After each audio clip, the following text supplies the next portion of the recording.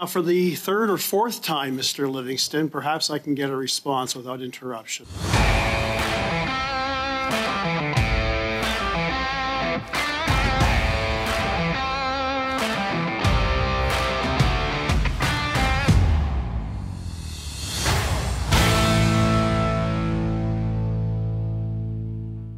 Welcome back to Northern Perspective, everyone. I'm Cypher. And I'm Fox. As predicted, Larry Brock continues his bloodhound-like ability to follow the SNC Lavalin case into another committee to ask another question to another witness and received another attempt by the Liberals to shut him down. Let's take a look. I will begin with Mr. Brock for 6 minutes. Thank you. And thank you for the witnesses for your attendance today. This bill is about a miscarriage of justice. I'd like to ask some questions to the officials about a specific miscarriage of justice. To you, Mr. Livingstone, can you confirm that you were the Justice Department's point of contact on the RCMP's request to waive cabinet confidences and solicitor-client privilege concerning Justin Trudeau's efforts to pressure Jody Wilson-Raybould into offering a sweetheart deal to the Liberal-connected firm of SNC Lavalin? Point of order, Mr. Chair. Well, that didn't take long. Sorry, I was just laughing at the guy with the tea bag. I honestly don't know which MP that is, but he's just sitting there preparing his tea, and then Larry answers his question. He's like, oh. Yeah. And I find it interesting that the guy that he's talking to seems like he's waiting for the Liberals to save him. Like, he didn't start answering right away. He was waiting. And then all of a sudden, point of order, Chair. Yeah, that's a really good point. I hadn't considered that. So let's see what they have to say this time. Mr. Maloney? I failed to see the connection between this and the topic we're here to discuss today. Okay, Mr. Brock has the floor. It's his time. We usually allow, this is the time for the members of Parliament, so we usually allow quite a bit of discretion when we have ministers, for example, or senior departmental officials. So go ahead, Mr. Brock. Mr. Chair, though, with all due respect, there isn't a semblance of connection between his question and what we're talking about here today. So I would ask that you review the question if necessary, because it has absolutely zero connection. It wasn't leading to something that was remotely close to the topic at hand. Mr. Brock has the floor. Go ahead. Yeah, conservative. Beautiful. This is what happens when you have a conservative chair. Yeah, and he's the vice chair, by the way. So maybe the actual chair should have showed up for work. But, he's taking his lessons from Justin Trudeau and doesn't show up for work. So, yeah, basically that response was, shut up. Shut up. Brock, do what you do. Thank you. Thank you, Chair. So can you answer that question, Mr. Livingston? I was the Department of Justice Mr. contact, Chair, yes. Yeah, I apologize to interrupt, but there is a process for challenging the ruling of the chair. And I understand you're sitting in the chair today. Because the chair couldn't be here, and I hate doing this. I really don't like doing this because I don't like it when other people do it. But I am going to have to take issue with that and challenge the chair and put it to the committee. Mr. Maloney, there's not, thank you for your intervention, but there's not been a ruling made. We have a 6-minute period for question and answer. Well, if you haven't made a ruling, then I'd ask for one. Mr. Brock has the floor. He's entitled to ask, as a member of Parliament, his questions to the officials that are here. It's in my opinion that we allow a degree of latitude for our members to ask the questions as they see fit. It's a parliamentary committee, so I don't want this to take away from your time, Mr. Brock. You have, I guess, 3.5 minutes left. Mr. Chair, with all due respect, that is a ruling. You just made a ruling. You can't avoid the issue by refusing to make a ruling and then circumvent the process of challenging the chair, with all due respect. Mr. Maloney, what ruling we're kind of wasting time here. I'm asking you to rule on the relevance of the question posed by Mr. Brock. Well, that's, in my opinion, I don't have to make a ruling on relevance. Well, you know what? I'm going to ask you to turn to the clerk and ask for the process, and because that's not my understanding of how this works. Well, Mr. Chair, if I might be permitted. This is on a point of order? This is on the issue of relevancy.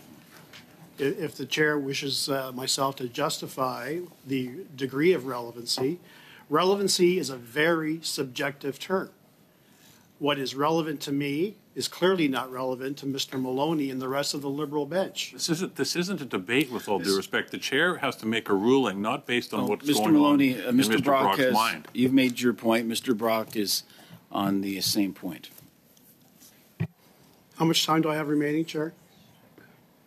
Well, I don't think this should take away from your time. Because I don't think it should. I had 48 seconds into my 6-minute round before I was interrupted by Mr. Maloney. Yeah. So, go ahead. Thank you. Love the guy with the tea in the background again. Wow. Liberals, would you like some Grey Poupon? Because you're poo-pooing all over Larry Brock's questions again. Again, because you don't want him to ask about SNC Lavalin. Of course not. There is something going on there that the Liberals do not want the Conservatives to uncover. If you did watch our episode the other day, Liberals, you would learn that Larry Brock's going to ask his questions whether you want him to or not. And this time there's a Conservative chair, so things are going to go a lot more in his favor. Yeah, and the Conservative chair is basically using parliamentary decorum to say, shut up, Liberals. We're going to let him ask his question. So be quiet, and this will be a lot less painful. Can I give a response, Mr. Livingston? No, Mr. Chair, I'm going to insist that you make a ruling. I mean, this is, I'm in 8 years here on the Hill, I've never seen this before. Perhaps you could take a moment to reflect and speak with the clerk and get some direction on the process, because unless I am way off base, on a point of order, you're required to make a ruling, and if you make a ruling, there's a process in place to challenge the chair's ruling. So that's fascinating. So while this discussion is going on, just take a look. Take a look at Brock, and he's actually having a discussion, probably a rather loud one, just the mics are off, with Marco Mendicino. And it's quite animated. Yeah, Marco Mendicino is a lawyer, by the way. And Mr. Brock was a former Crown prosecutor, as you know. So Brock is basically saying, listen, I'm going to be asking these questions. They're relevant to me. So you guys need to just get on board and let me do that. And you can see Mendicino getting all animated over it, and Brock's just not having it. Oh, man, to be a fly on the wall in that room. Yeah. Well, look, Mr. Maloney, it's Mr. Brock's time to ask a question. You're going to get your time if we ever move on beyond this point, but Mr. Brock can continue to proceed with his questions. So is your ruling that you're not making a decision? Just let's get this on the record. I want to be clear. I've made a point of order. I've asked for a ruling. Is your ruling that you're not going to make one? Well, there hasn't been a ruling. We're doing Q&A. Okay, and I'm asking for one, Mr. Chair. I'm asking you. What are you asking? I'm asking you to rule on the relevance of the questions posed by Mr. Brock. Well, that wouldn't be an appropriate ruling. We don't rule on relevance. It's your role as chair, with all due respect. No, the role as chair is to conduct the meeting. And you are, Mr. Brock, we have an order for speaking. Mr. Brock is able to ask his question. No, Mr. Chair, with all due respect, that is out of line. You're required to make a ruling. If your ruling is you're not going to make a ruling, I'll challenge that. But I've never come across this before. I understand what you're trying to do, but in your capacity that you're in right now, with all due respect, I think it's fair to all members of this committee and anybody who's, particularly the witnesses, that you address the issue.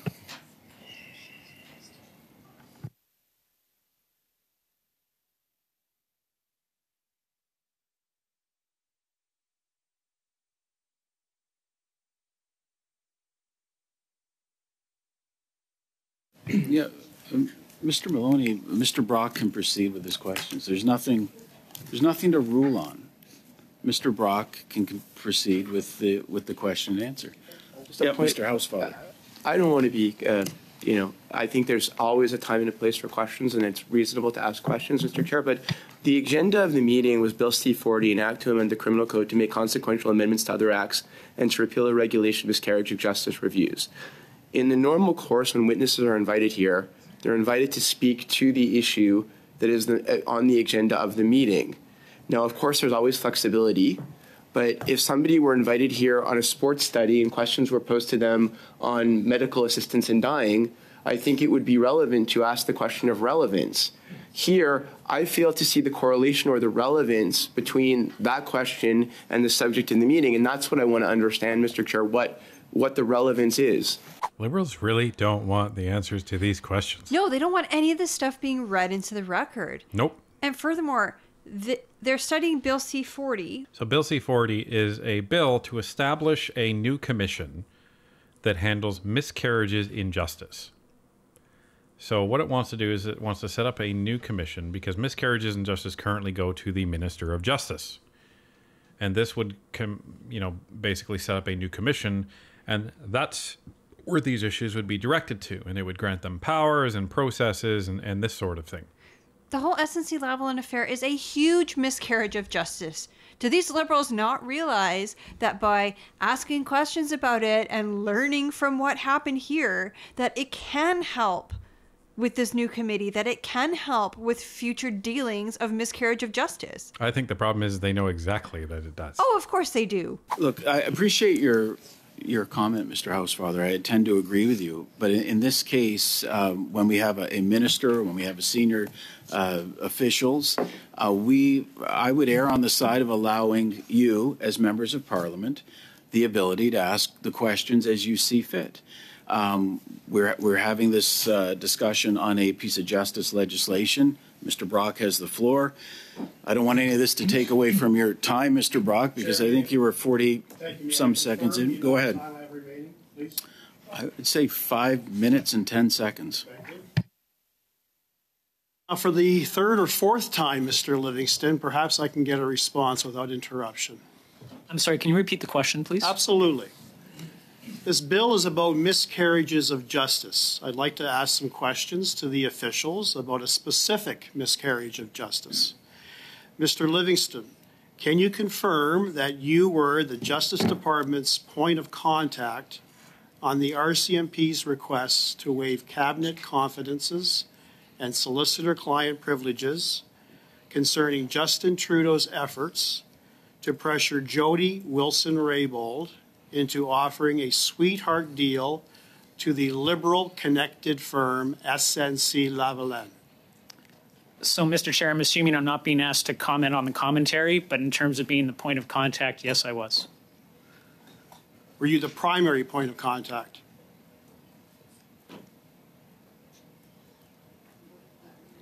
I don't know the answer to that. I don't know if there were other contacts. Mr. Livingstone, why did the government refuse the RCMP's request for a full waiver of cabinet confidences? I'm going to renew my point of order, Mr. Chair. I bet you are. This is a question none of the Liberals want anyone to answer at any point, at any time. Why did they not allow material to be released to the RCMP in connection with his investigation? Not that this guy's going to answer anyway, but they really, really don't want the answer to this question coming out. We've now heard this line of questioning pursued. If anything, it's become less relevant, if that's even possible. So now he's into asking the witness questions he can't possibly even answer because they're beyond his knowledge. This is absurd, with all due respect. Without Mr. Manley, Maloney, sorry, Mr. Maloney, I'm going to allow discretion for our members to ask questions. If the witness is unable to answer a question, they can say they're unable to answer them. If they want to speak to something that they want to speak to, that's their time. The answer is their time. The question is our time. I would tend to agree with Mr. Housefather if we were dealing with a witness that we brought in from somewhere to speak specifically on some narrow issue. But these are, we have members from the department, and we have the minister appearing, and everyone around the table knows when a minister's here, or when certain officials are here. Sometimes we have very wide-ranging questions. So, go ahead, Mr. Brock. Wide-ranging doesn't include an entirely different topic. With all due respect, Mr. Chair. Mr. Livingstone, would you like me to rephrase the question? Jesus. What a difference a Conservative chair makes, eh? Well, because he's on board with this. Well, He's part of the plan. I don't think it was coincidence that they pulled this stunt on today when the Liberal chair is not there. You know what they say, when the cat's away, the mice will play. well, in this case, the Bulldogs are in the house. Mr. Livingstone, why did the government refuse the RCMP's request for a full waiver of cabinet confidences? I'm not in a position to answer that question. Do you have an answer you just cannot respond to? No, I don't have an answer to that question. Did you counsel the outcome? I can't answer that question. That's a yes. That's a yes, everybody. I can't answer that. Meaning he's not allowed to. That's privileged information. What position did you advise the government to take? I can't answer that question.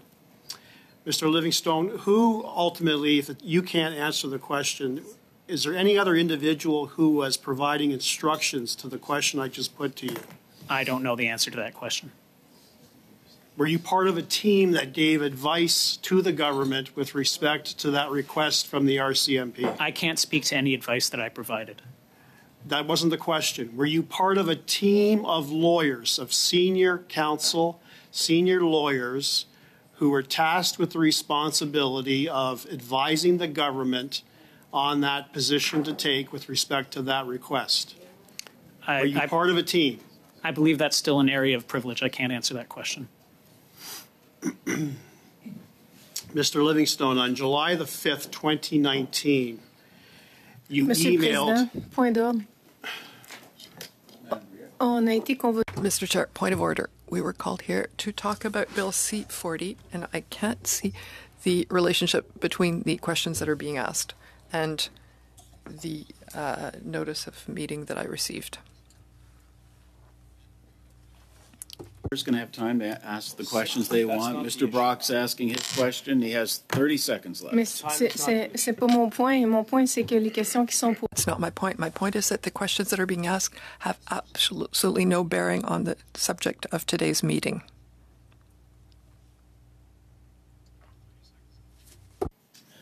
Yes. Thank you. Wow. Whoa! What a difference a Conservative chair makes. I think everybody knows what expletive professionally that was. Doesn't even dignify it with a response.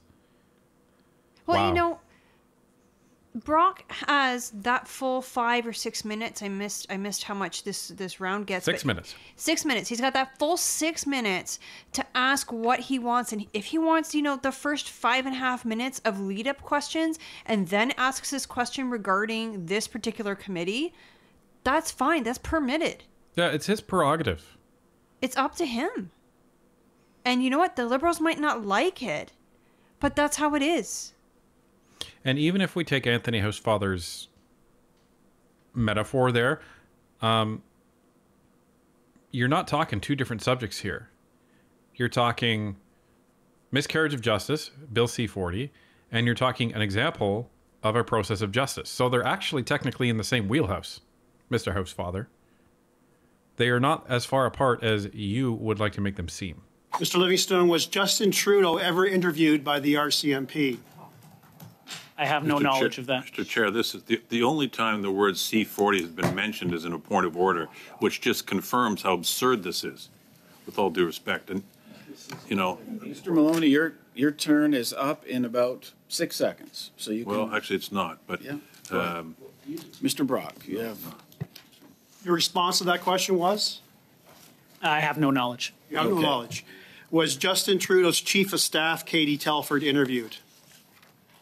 I have no knowledge. Mr. Brock, Was his best friend, Gerald Butts, interviewed? You're out of time, Mr. Brock. Thank you. Brock gets to ask his questions. Could have gone a lot less painful. But this is the thing. This is what happens. You know, the Liberals don't play by the rules, and they completely block a committee testimony by the RCMP commissioner on SNC Lavalin. Completely block it. With the aid of the NDP. Don't forget. With the aid of the NDP. So what? Now you're going to cry because the Conservatives are using their time for questions to ask about SNC Lavalin? And you're going to cry about point of order and process? Excuse me? Well, yeah, because they thought that by shutting down that committee, like right before it even started, that the whole thing would just disappear and go away. Yeah, that would be the end of it. They are wrong. And when Pierre Poilievre gets into that PMO, I can guarantee you he's going to hand over whatever documents that he can to the RCMP. And hopefully, just hopefully, Canadians will finally receive some justice for this whole SNC Lavalin affair. Never mind the rest of this crap going on. Because justice has been absent in this country, it feels like, for the last 8 years. It is absent. I mean, look at they're churning out murderers back onto the streets after, minimal sentences. How is that justice? How is that justice for victims? How is that justice for families? And how is that keeping the rest of us safe? And, I often hear people say that are not even necessarily Liberal proponents, but they're not sold on the Conservatives yet. They ask this question. And the question is why should I vote for Pierre Poilievre and the Conservatives? Take your pick. Even just one of these major issues should be enough. Pierre's going to reverse these bail laws to keep these violent criminals in jail. Where they belong. You're not going to have these reports to the degree that they are today about these criminals out on the streets committing these heinous acts. Most of these criminals doing that are out on bail. So that's going to disappear. Carbon tax is going to disappear. Freedom of speech is going to reappear. You're going to have a balanced budget. Government programs are going to be cut. Which ones are going to be cut? Don't know. Probably all the stupid ones Trudeau's been putting in, like $10,000 for a heat pump that's not going to keep anybody warm. Right. No doubt they've already purchased them. No doubt. Wouldn't surprise me to hear something called the heat pump scandal, where Trudeau or the Liberals have a vested interest in there. There's already some theories about that. So there's plenty of reasons to support the Conservatives, but you just need one of these big ones because that should be good enough. Public safety, is that not good enough? Eliminating safe supply, removing all of these extra narcotics from the streets, is that not good enough? Keeping them out of the kids' hands? Just one of these should be good enough, everybody. But there's so much damage that is happening to this country in real time because of what these Liberals are doing. And you have Liberal corruption on display at multiple committees now. On multiple topics. It's not just one thing. So this is why we're diving into these committees. People need to see this, and they need to see how these Liberals are operating behind question period, behind the typically televised proceedings of the government. So feel free, share this to your Liberal friends as well. Let them know that this is another example of the Liberals trying to shut down and ironically perpetuate a miscarriage of justice.